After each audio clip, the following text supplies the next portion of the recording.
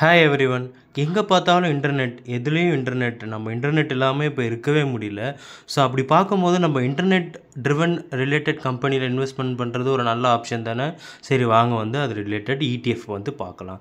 ETFனா exchange traded fund. இதை பற்றி already video போட்டிருக்கோம்.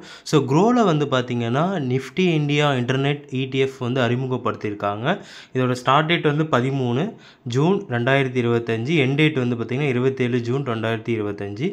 இது அலாட்மெண்ட் ஆனதுக்கப்புறமும் கூட உங்களால் பை பண்ண முடியும். ஸோ இவங்க பார்த்தீங்கன்னா Nifty India internet index DRI base பண்ணி பார்த்தீங்கன்னா இன்வெஸ்ட்மெண்ட் பண்ணுறாங்க. ஸோ இதில் இருக்கிற எல்லா கம்பெனிஸும் பார்த்தீங்க அப்படின்னா இன்டர்நெட் பேஸ் பண்ணி ட்ரிவன் பண்ண கம்பெனிஸாக இருக்கும். நம்ம எட்டர்னல் பார்த்தீங்க அப்படின்னா ஜொமேட்டோ, பழைய பேர் ஜொமேட்டோ. பிபி ஃபின்டெக் பார்த்தீங்கன்னா இருக்குது. இன்ஃபோஎட்ஜ் இருக்குது. நாக்ரி தான் இன்ஃபோஎட்ஜ். அதுக்கப்புறம் பார்த்தீங்கன்னா 197 கம்யூனிகேஷன்ஸ், அதுதான் பார்த்தீங்கன்னா பேடிஎம். அதுக்கப்புறம் பார்த்தீங்கன்னா FSN. அடுத்தது IRCTC, ஏஞ்சல் ஒன் எவ்வளோ பேர் இன்வெஸ்ட் பண்ணியிருக்காங்க. ஸோ அது ஒரு நல்ல ப்ரோக்கரேஜ் கம்பெனி, வளர்ந்துட்டும் வருது.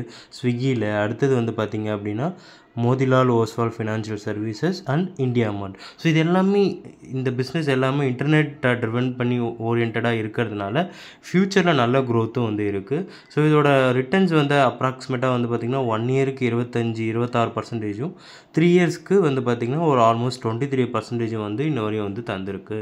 ஸோ இதில் நீங்கள் இன்வெஸ்ட் பண்ணலாமா பண்ண வேணாமா நீங்களே டிசிஷன் டேக் பண்ணி எடுங்க. இது ஒரு இன்ஃபர்மேஷன் பர்பஸ்க்காக. இது ஒரு நல்ல ஒரு ஆப்பர்ச்சுனிட்டியான ETF funds friends. Thank you so much.